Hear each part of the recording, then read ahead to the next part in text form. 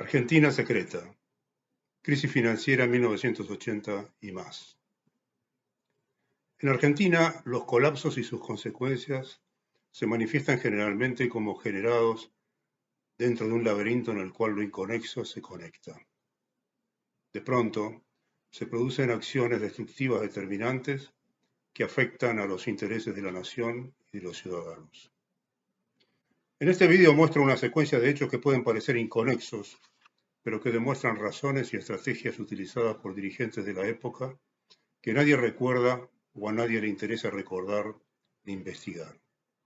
En particular, a los periodistas de investigación, quienes rehúyen tratar estos temas alegando los años transcurridos, mientras repican día por día sobre la memoria de las acciones violentas de esos años, como si en los casos referidos la violencia no hubiera existido. Incluyo este video en ideas y principios porque merece ser incorporado dentro de los hechos acontecidos en los años que estoy evocando, en los cuales se pretendió modificar idearios y principios sólidamente establecidos dentro de la sociedad argentina.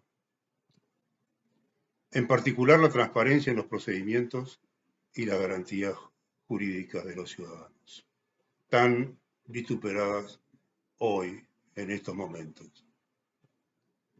Picho Gelli, líder de la logia Propaganda 2, tuvo un rol muy importante en Argentina a partir del advenimiento del gobierno peronista de 1973, con el regreso del general Perón al país.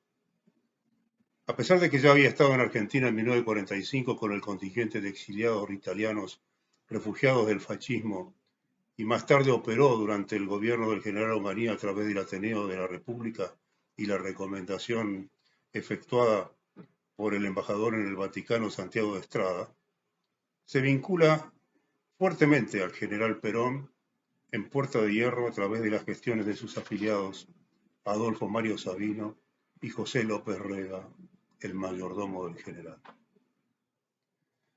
Una vez dentro de la estructura del peronismo, durante la presidencia de Cámpora, 4 importantes miembros de la logia son designados ministros y con Perón ya presidente, en octubre de 1973, el general le otorga la orden del Libertador General San Martín en el grado de Gran Cruz por los servicios prestados a la nación.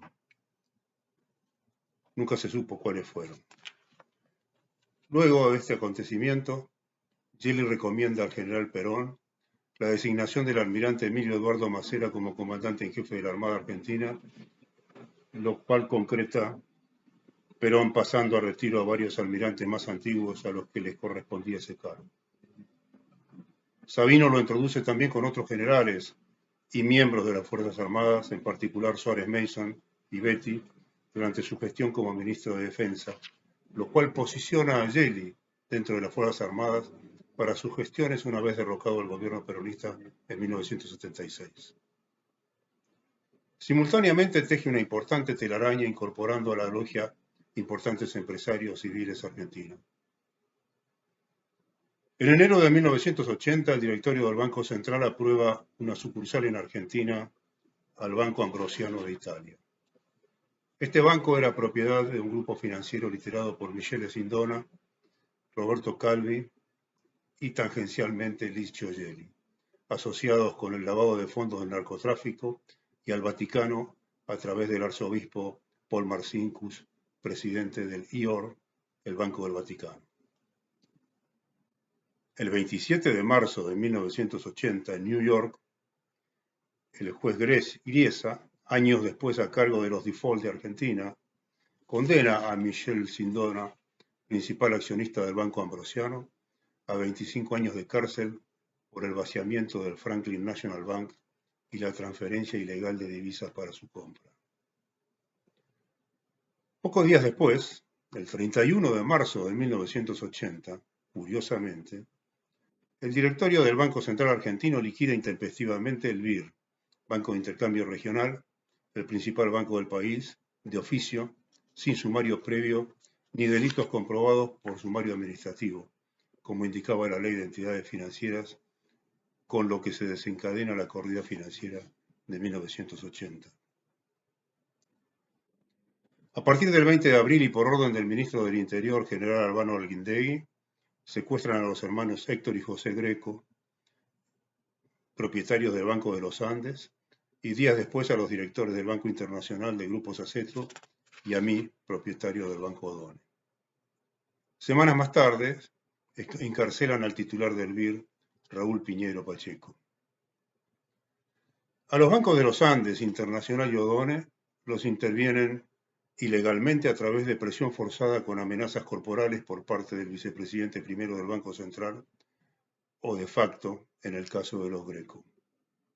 Las intervenciones se prolongan durante 6 meses en todos los casos. Ningún interventor hace inventario de inicio ni arqueos de caja y los libros de las entidades, excepto la del Banco Internacional, más tarde vendido al Bank of America, desaparecen. También desaparecen los comprobantes contables de los periodos en que duran las intervenciones o son reconstruidos por los liquidadores del Banco Central designados posteriormente. Para conjurar la crisis se promulgan en abril de 1980 las circulares 1051 y 111. Se establece la garantía de los depósitos al 100% y los depositantes regresan a los bancos, pero los fondos captados a través de estos nuevos depósitos no se aplican a cancelar los adelantos transitorios recibidos por los bancos mediante las circulares dictadas anteriormente. Los depósitos recuperados son aplicados por los interventores a la compra de letras de tesorería que rendían el 7% anual contra el 4% mensual que el Banco Central cobraba a los bancos intervenidos por los adelantos recibidos a través de las circulares mencionadas. De esta manera aceleraban el deterioro patrimonial y la destrucción de los bancos sentenciados. Los interventores continúan tomando fondos indiscriminadamente del Banco Central a través de las mencionadas circulares 1051 y 111 durante toda su gestión. En nuestro caso, de esos fondos indiscriminados, 50 millones de dólares son sacados del Banco Odone de acuerdo con la comprobación auditada que hice hacer al estudio del doctor Alberto de Inigris, quien posteriormente fuera director del Banco Central a mi regreso de Brasil en 1985. De acuerdo con la auditoría, esos fondos fueron retirados por el licenciado Alejandro Reynal, vicepresidente primero del Banco Central, para lo cual instruyó personalmente al gerente de administración del Banco Odone efectuar contraasientos contables antidatados para justificar la salida de fondos e imputarlos a la administración Odone. En el caso del grupo Sacetru, la metodología usada fue crear la figura técnica, inexistente hasta ese momento, del patrimonio desafectado, mediante el cual transfirieron la cartera de crédito de las empresas del grupo económico al Banco Central para entregarlo limpio al Bank of America. Los directores del Banco Internacional salen en libertad a los 6 meses al venderle el Banco Central al Bank of America, el Banco Internacional. Esa metodología siguió siendo utilizada por el Banco Central por sucesivos directorios de la dictadura y la democracia cuando lo consideraron necesario. En el caso del Grupo Greco, en los primeros 3 meses de intervención, el interventor designado, doctor Reganzani, desaparece 300 millones de dólares en vinos de traslado que estaban en stock en los depósitos de las bodegas del grupo, según me informó Héctor Greco haciendo patio en la cárcel de Caseros. Luego llegó el doctor Iribarne, quien continuó con el desguace de las empresas del grupo. La logia P2 estaba en su apogeo ya en 1980 con la conducción de Licio Gelli, el almirante Macera, el general Suárez Mason y los hermanos de la logia compuesta por importantes ministros, funcionarios y empresarios argentinos. El grupo manejaba importantes decisiones del Banco Central a través del ministro Martínez de Hoz, el presidente del Banco Central Adolfo Diz, el almirante Andrés Cobas y el licenciado Reynal, Enrique Folchini y otros directores, instruyendo a las gerencias de liquidaciones y de legales del Banco Central para instrumentar los procedimientos a ser aplicados.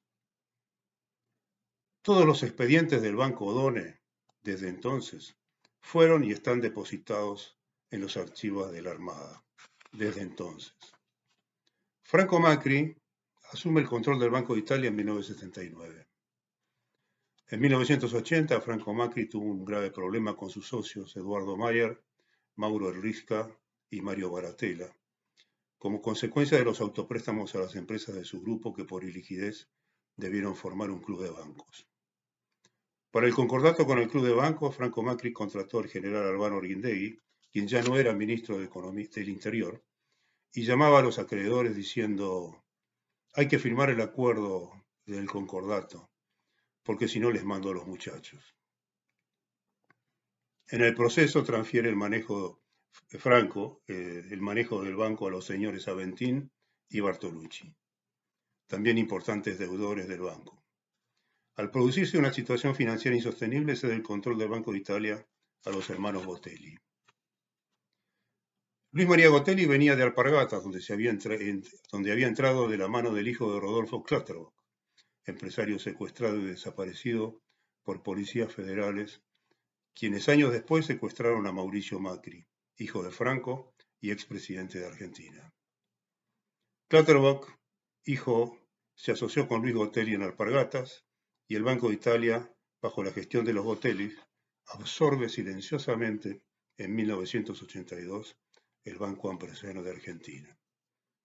Un proceso similar antes sucedió con el Banco Ganadero, también absorbido silenciosamente por el Banco Río de la Plata del Grupo Pérez Companc. La metodología usada por los funcionarios del gobierno de Videla a través de Gelli, Martínez de Oz y los directores del Banco Central no solo fue vaciar los bancos intervenidos para imputar a los propietarios y apropiarse de sus empresas, sino principalmente usarlos como vehículo para extraer fondos de las reservas del Banco Central a través de los redescuentos transitorios, con los cuales, aparte de extraer fondos que transferían a través de la financiera extrabursátil del vicepresidente del Banco Central, Alejandro Reynal, llamada Finamerco, Sociedad Anónima, con lo cual tapaban los agujeros de las entidades con las que estaban involucrados y financiaban a Gelli, quien ya no tenía el soporte financiero del Banco Ambrosiano de Italia. Los adelantos transitorios eran manejados personalmente por Alejandro Reynal de palabra y sin comprobantes desde la vicepresidencia del Banco Central. Años después, Finamerco se transformó en MBA Banco de Inversión y Reynal se asoció primero con Salomon Brothers, luego con Smith Barney y más tarde, y hasta ahora con Lazard Frères, asesorando al gobierno argentino sobre operaciones de refinanciamiento de la deuda externa, hasta la actualidad. Con él participaron como socios Rafael Seragopian, Nicolás Brady y Daniel Marx, entre otros.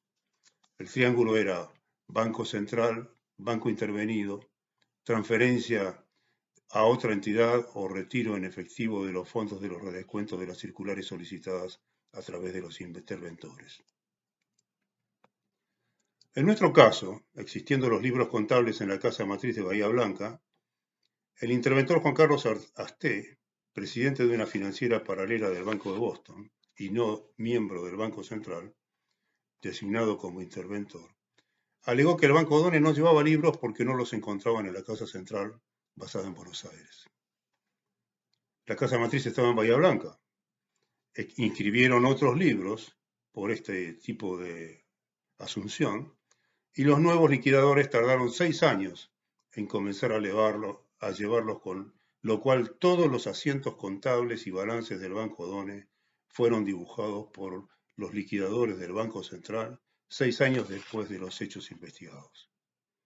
Hasta ahora, en 2021, son tomados como válidos por los jueces comerciales intervenientes en las causas judiciales. Esto salió a la luz con los fallos de la Justicia Federal Penal al momento de procesar a 3 directores y 4 funcionarios del Banco Central por administración fraudulenta en la liquidación del Banco Done. En 1997, la Sala 2 de la Cámara Federal me condena a 6 años de prisión, cambiando la carátula inicial del proceso originado por los autopréstamos. La nueva carátula determina que se me está juzgando por administración fraudulenta y la pérdida de los depósitos del Banco Done. No me dan derecho de defensa por el cambio de carátula y la Corte Suprema menemista rechaza mi apelación, con lo cual el fallo de la Cámara Federal Sala 2 deja firme la condena. Ningún otro banquero o miembro del sistema financiero argentino es o fue encarcelado por la pérdida de los depósitos, a pesar del precedente como leading case de la condena a mí, Luis O'Donnell. En la crisis de 2001-2002, ningún banquero fue procesado o encarcelado por la pérdida de los depósitos. Curiosamente, por esa época del cambio de carátula, el viceministro de Economía del ministro Domingo Cavallo, Juan Liach, declara ante los medios de comunicación social que el Ministerio de Economía está haciendo autopréstamos con los fondos recaudados por el Estado a través de las privatizaciones de las empresas públicas implementadas para financiar el déficit fiscal del país. Al mismo tiempo avanzaba la investigación por el lavado de dinero en el BCCI y por los autopréstamos del Citibank a Citicorp Equity Investment y su grupo de empresas en la cual estaban afectados los señores Richard Handley, Raúl Moneta, Benito Jaime Luchini, Ernesto Quirós, Gonzalo Achával Purúa, John Reed, Gilberto Zavala y Marcelo Gauland. Cabe señalar que el Banco Central tenía establecidos límites respecto de la cantidad de activos que un banco puede mantener en una compañía con la que está relacionada y la cantidad de préstamos que un banco puede realizar a sus compañías vinculadas, causa del delito que argumentaron al comienzo de mi secuestro, encarcelamiento y procesamiento como presidente y principal accionista del Banco O'Donnell y del grupo de compañías O'Donnell, de forma tal que el Banco República de Raúl Moneta tenía la prohibición de efectuar directa o indirectamente préstamos a empresas asociadas o sociedades relacionadas con el CI Citicorp Equity Investment, como yo en mi Banco O'Donnell. Sin embargo, en uno de los documentos internos del Citibank, que evaluaron las actividades del Federal Bank, propiedad de Raúl Moneta, se señaló que uno de los propósitos de este banco offshore era canalizar el flujo de dinero de los socios del Banco República y servir como puente financiando préstamos dirigidos a las compañías asociadas en Citicorp Equity Investment. En varios informes del Citibank sobre el Grupo Moneta y el Banco República se destaca específicamente la estrecha relación que tenía el Citibank de Argentina con los dueños del Grupo Moneta. En un informe de agosto de 1997 afirma el Citibank que nosotros tenemos excelentes contactos al nivel senior con el Grupo Moneta. Esta estrecha relación nos da acceso a información interna confidencial del banco. Por su parte, un análisis comercial bancario del Banco República de fecha de diciembre de 1998 afirma que el directorio, administración, gerencia senior del Citibank tiene una fuerte relación con Raúl Moneta, quien es el número uno en este grupo. La afirmación surgió como resultado de la relación de accionista que el Citibank tiene con el Grupo República en el CI, Citicorp Equity Investment. Raúl Moneta tiene un fácil acceso a nuestro directorio, mencionaron, gerencia y administración senior, John Reed, Bill Rhodes y Paul Collins. Al 30/11 de 1996, se encontraban entre los principales deudores del Banco República las siguientes empresas. República Inversiones, empresa de Raúl Moneta, primer deudor con 95 millones de dólares. El CI, segundo deudor con 44 millones de dólares y no eran informadas al Banco Central como vinculadas. Empresas vinculadas del Grupo Wertheim, socio del CI, no informadas como vinculadas. Alto Paraná, empresa del CI con 2,6 millones, Celulosa Argentina con 2,3 millones y Cartonex con 400.000 dólares, empresas del Citibank no informadas como vinculadas. Heriberto Ricardo Handley, presidente del CI, 0,4 millones. Martín Ruete Aguirre, director del CI, 0,2 millones. Todos los créditos fueron otorgados sin garantías. Por su parte, la inspección del 30/6/98 del Banco Central se encontraban entre los principales deudores del Banco República, CI, 48,9 millones, Torneos y Competencias, empresa vinculada al CI, con 1,9 millones, CEME, Bar Management, sociedad anónima, filial de Turismos y Torneos y Competencias, con 8 millones, Celulosa Argentina, empresa controlada por el Grupo Citibank, con 2.8 millones. Frigorífico Río Platense, empresa del CI, 2 millones de dólares. Barrio San Andrés, empresa de Richard Handley, presidente del CI, 0,8 millones.